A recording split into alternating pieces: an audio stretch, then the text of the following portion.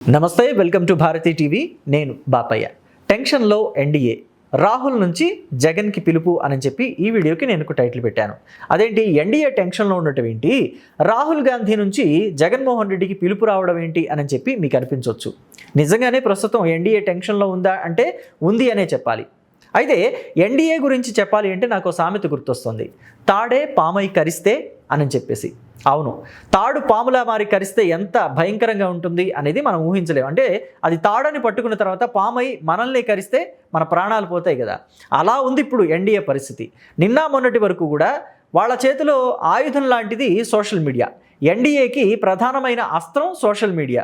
వాళ్ళు అధికారంలోకి రావడానికి కారణం సోషల్ మీడియా. వాళ్ళ అధికారాన్ని నిలబెట్టుకోవడానికి కారణం సోషల్ మీడియా. వాళ్ళకి ప్రధానమైన బలమే సోషల్ మీడియా. కానీ ఇప్పుడు ఆ బలమే బలహీనతగా మారిందా అనంటే అవును అని చెప్పడంలో ఎటువంటి డౌట్ కూడా లేదు. నరేంద్ర మోదీని సోషల్ మీడియాలో ఎంతమంది ఫాలో అయ్యేవాళ్ళో మీ అందరికీ తెలుసు. నరేంద్ర మోదీ అంటే సోషల్ మీడియాలో అత్యధికంగా యూత్ ఫాలో అవుతున్న వ్యక్తిగా ఆయనకి గుర్తింపు కూడా ఉంది. ఎక్కువ మంది ఫాలోవర్స్ అంటే ట్విట్టర్లో కావచ్చు, ఫేస్బుక్లో కావచ్చు, ఇతరత్ర సోషల్ మీడియా ప్లాట్ఫామ్స్లో కావచ్చు, నరేంద్ర మోదీని ఫాలో అయినంత ఎక్కువ మంది ఇంకా ఏ లీడర్ని భారతదేశంలో ఫాలో అవ్వలేదు అని చెప్పడంలో కూడా వింతేం కాదది. కానీ ఇప్పుడు సోషల్ మీడియానే ఎన్డీఏకి శాపంగా మారింది. ఎలా అని చెప్పి మీరు అడిగితే, మొన్నటి సీజేపీ సంబంధించిన ఉద్యమాన్ని మనం గుర్తుగా తీసుకోవచ్చు, ఎగ్జాంపుల్గా తీసుకోవచ్చు. అంటే నీట్ పేపర్ లీక్ అయింది అని చెప్పేసి ఆ ఎగ్జామినేషన్ మళ్ళీ పెట్టిన తర్వాత కూడా, పెట్టి రిజల్ట్ ఇచ్చిన తర్వాత కూడా యూత్ అంతా రోడ్ల మీదకి వచ్చారు. కాక్రోచ్ జనతా పార్టీ పేరుతోటి యూత్ అంతా కూడా రోడ్ల మీదకి వచ్చి నిరసనలు, ధర్నాలు చేశారు. పోలీసులను పెట్టి వాళ్ళందరినీ ఈడ్చి పడేద్దాం పక్కకి అని చెప్పి చూసినా కానీ వాళ్ళు ఎక్కడా కూడా లొంగలేదు. బుల్లెట్లకి లొంగలేదు, వాటర్ క్యాన్స్ అవి పెట్టి స్ప్రే చేస్తారు కదా, వాటికి లొంగలేదు, లాఠీ చార్జీలకు కూడా లొంగలేదు. ఎక్కడికెక్కడ వాళ్ళు నిరసనలతో హోరెత్తించారు. చివరికి వాళ్ళు అనుకున్నది సాధించారు. కేంద్ర విద్యాశాఖ మంత్రిగా ఉన్న ధర్మేంద్ర ప్రధాన్ రాజీనామా చేసి ఆ ప్లేస్లోకి మరొకరు వచ్చేలాగా వాళ్ళు చేశారు. వాళ్ళు అనుకున్న ఏదైతే పని ఉందో అది సాధించి చూపించారు. యువత తలుచుకుంటే ఇలా ఉంటుంది అని చెప్పి చూపించారు. వాళ్ళకి తోడు ఈ కాక్రోచ్ జనతా పార్టీకి తోడు కాంగ్రెస్ పార్టీ కావచ్చు, ఇతర రాజకీయ పార్టీలు కూడా జత కలిశాయి, నేను కాదంటలేదు. అయితే ఇప్పుడు ఇలాంటి సిచ్యువేషన్ మరొకటి కేంద్ర ప్రభుత్వానికి ఎదురైందా అనంటే, ఎదురు కాబోతోందా అనంటే అవునని అంటున్నాయి పొలిటికల్ వర్గాలు. అంటే మొన్న ఆగస్టు 15వ తేదీన ప్రధాని నరేంద్ర మోదీ తన ప్రసంగంలో ఒక మాట మాట్లాడారు, దిమాగీ నక్సల్స్ అని చెప్పేసి. ఇప్పుడు ఆ మాట పెద్ద చర్చనీయాంశంగా మారింది. ఇటు కాంగ్రెస్ పార్టీ వాళ్ళు, ఇతరత్ర రాజకీయ పార్టీ వాళ్ళంతా కూడా ఈ మాటని మమ్మల్ని ఉద్దేశించే మాట్లాడారు, ఖచ్చితంగా ప్రధాని నరేంద్ర మోదీ క్షమాపణ చెప్పి తీరాలి అని చెప్పి డిమాండ్ చేస్తున్నారు. కానీ కేంద్ర ప్రభుత్వం మాత్రం, లేదా కేంద్ర ప్రభుత్వంలోని రాజకీయ నాయకులు మాత్రం చాలామంది ఏమంటున్నారంటే, ఇది ఒక కాంగ్రెస్ పార్టీని ఉద్దేశించి మాట్లాడిన మాట కాదు, అంతరించిపోతున్న నక్సలిజాన్ని మళ్ళీ పెంచి పోషించాలని చెప్పి కొంతమంది వాళ్ళకి హెల్ప్ చేయడానికి చూస్తున్నారు, వాళ్ళని ప్రోత్సహించడానికి చూస్తున్నారు. అలాంటి వాళ్ళని ఎలిమినేట్ చేస్తూ మాట్లాడాలి, సంఘంలో నుంచి వాళ్ళని వెలివేయాలన్నట్టుగా దిమాగీ నక్సల్స్ అనే పదాన్ని నరేంద్ర మోదీ యూజ్ చేశారు తప్ప ఒక రాజకీయ పార్టీని ఉద్దేశించి ఆయన అలాంటి వ్యాఖ్యలు చేయలేదు అని చెప్పేసి అంటున్నారు. ఎప్పుడైతే నరేంద్ర మోదీ ఇది ఇలా ఉంటే, ఇప్పుడు కొత్తగా వచ్చిన సమస్య ఏంటి అని చెప్పి మీరు అడగొచ్చు.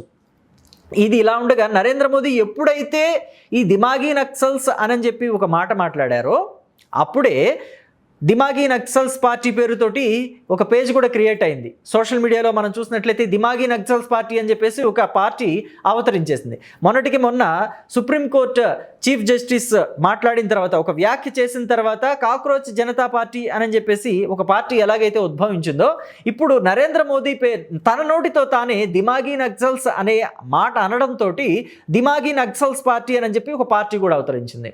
నిజానికి ఇది కేంద్ర ప్రభుత్వానికి చాలా డ్రాబ్యాక్ అని చెప్పుకోవాలి. ఎప్పుడైతే సోషల్ మీడియాలో కేంద్ర ప్రభుత్వం మీద వ్యతిరేకత ఎక్కువైందో, కాంగ్రెస్ పార్టీ కూడా అలర్ట్ అవటం మొదలుపెట్టింది. కాంగ్రెస్ పార్టీ అంటే కేంద్ర ప్రభుత్వానికి వ్యతిరేకంగా ఉన్న యూత్ని వాళ్ళకి అనుకూలంగా మలుచుకోవడానికి వాళ్ళు ట్రై చేస్తున్నారు. అలాగే ఇంకొక పక్క చూస్తే, ఎప్పుడైతే గతంలో కాంగ్రెస్ పార్టీని వదిలేసి ప్రాంతీయ పార్టీలు కొన్ని దూరం అయ్యాయో, ఇప్పుడు ఆ పార్టీలన్నిటికీ కూడా కబురు పెడుతున్నారు. శరద్ పవార్కి కావచ్చు లేదా జగన్మోహన్ రెడ్డికి కావచ్చు, ఇతరత్ర రాజకీయ పార్టీలు ఏవైతే ప్రాంతీయ పార్టీలు ఉన్నాయో వాళ్ళందరికీ కూడా కబురు పెడుతున్నారు. వాళ్ళందరినీ మళ్ళీ దగ్గర చేసుకోవాలని చూస్తున్నారు. అయితే జగన్మోహన్ రెడ్డి ఇప్పటికిప్పుడు రాహుల్ గాంధీ కబురు పెట్టారు కదా అని చెప్పేసి వెళ్ళిపోయారా, ఎలా ఉంది వాళ్ళిద్దరి మధ్య రిలేషన్ అంటే గట్టిగా చెప్పలేం, కానీ రిలేషన్ అయితే ప్యాచప్ అవుతోంది అని చెప్పడానికి ఒక ఎగ్జాంపుల్ ఉంది. ఈ మధ్య కాలంలో మీరు గమనించినట్లయితే ఆంధ్రప్రదేశ్ కాంగ్రెస్ పార్టీ అధ్యక్షురాలిగా ఉన్న షర్మిలారెడ్డి కొంచెం కాంగ్రెస్ పార్టీకి దూరంగా ఉంటూ వస్తున్నారు. అయితే చాలామంది ఏమంటున్నారంటే ఆవిడ ఆరోగ్యం బాలేదు కాబట్టి, ఆరోగ్యరీత్యా ఆవిడకి కొన్ని సమస్యలు ఉన్నాయి కాబట్టి పార్టీ వ్యవహారాలకి కొంచెం దూరంగా ఉన్నారని చెప్పుకొస్తున్నప్పటికీ ఇక్కడ చూస్తే రాహుల్ గాంధీకి కావచ్చు, కాంగ్రెస్ పార్టీకి కావచ్చు జగన్మోహన్ రెడ్డి దగ్గరవుతున్నారని అనుమానం రావటం వల్లే ఆవిడ దూరంగా ఉన్నారు అని చెప్పి మాత్రం రాజకీయ వర్గాలు చెప్పుకుంటున్నాయి. ఏది ఏమైనా ఇవాళ అయితే జగన్మోహన్ రెడ్డి వెళ్ళి కాంగ్రెస్ పార్టీతో ప్యాచప్ అయితే అవరు, కొంత టైం తీసుకుంటారు. ఎన్నికలకి 1 సంవత్సరమో 6 నెలల్లో టైం ఉందన్నప్పుడు కేంద్రంలో ఎన్డీఏనే వస్తుంది అంటే ఈయన కాంగ్రెస్ పార్టీ వైపు చచ్చినా చూడరు. ఎందుకంటే కేసులన్నీ బోల్డ్ ఉన్నాయి, 33 కేసులు ఏమో ఉన్నట్టున్నాయి అని చెప్పి చెప్తూ ఉంటారు. సిబిఐ కేసులు కావచ్చు, ఈడీ కేసులు కావచ్చు. వాటిలో A1గా జగన్మోహన్ రెడ్డి ఉంటే A2గా ఇటు విజయసాయి రెడ్డి ఉన్నారు. కాబట్టి వాళ్ళిద్దరూ కూడా బీజేపీకో లేకపోతే ఎన్డీఏకో ఎదురు తిరిగి మాట్లాడే అవకాశం అయితే ఉండదు. సో కాబట్టి ఎన్నికలు 6 నెలల్లో సంవత్సరం ఉందనగా కేంద్రంలో కాంగ్రెస్ పార్టీ అధికారంలోకి వస్తుంది అనుకుంటే ఖచ్చితంగా ఆ ఛాయలు కనిపిస్తే ఈ వ్యతిరేక పవనాలు ఎన్డీఏకి వీస్తున్నాయి, అనుకూల పవనాలు కాంగ్రెస్ పార్టీకి ఉన్నాయి అని అనుకుంటే మాత్రం జగన్మోహన్ రెడ్డి ఖచ్చితంగా కాంగ్రెస్లోకి జంప్ కొడతారు, అందులో డౌటే లేదు. ఎందుకంటే అసలే ఒకసారి సోనియా గాంధీ కేంద్రంలో అధికారంలో ఉండగా, మన్మోహన్ సింగ్ ప్రధానిగా ఉండగా అక్కడ జగన్మోహన్ రెడ్డి అవినీతి కేసులన్నీ బయటికి లాగి 2009-2014 మధ్య కరెక్ట్గా చెప్పాలంటే రాజశేఖర రెడ్డి చనిపోయిన తర్వాత నుంచే జగన్మోహన్ రెడ్డి జైలుకు వెళ్ళారు కదా. ఆ ఓదార్పు యాత్రల తర్వాతే ఆయన జైలుకు వెళ్ళింది. సో ఆ టైంలో జగన్మోహన్ రెడ్డి మీద ఉన్న అక్రమ కేసులు, అన్యాయాలకి సంబంధించి అక్రమార్జనకి సంబంధించిన కేసులన్నీ ఆవిడ బయటకు లాగి మొత్తం వాటిలో అక్రమంగా పెట్టిన కేసులు ఉన్నాయి, సక్రమంగా పెట్టిన కేసులు ఏమున్నాయని చెప్పి చూసి వాటిల్లోనే జగన్మోహన్ రెడ్డిని జైలుకు పంపించారు. అక్రమార్జనకి సంబంధించిన కేసుల్లో ఆయన్ని జైలుకు పంపించారు.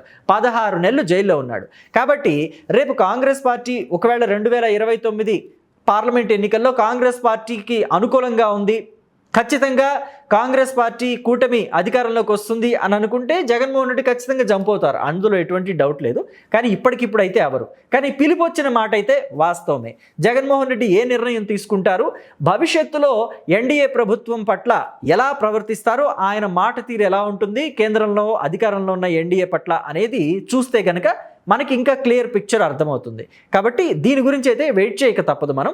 అయితే జగన్మోహన్ రెడ్డి వెళతారనుకుంటున్నారా కాంగ్రెస్ పార్టీ వైపు, లేదా న్యూట్రల్గా ఉండి ఎన్డీఏకే మద్దతు ఇస్తారు అని చెప్పి మీరు అనుకుంటున్నారా? మీ అభిప్రాయాన్ని కమెంట్ బాక్స్లో తెలియచేయండి. Thank you.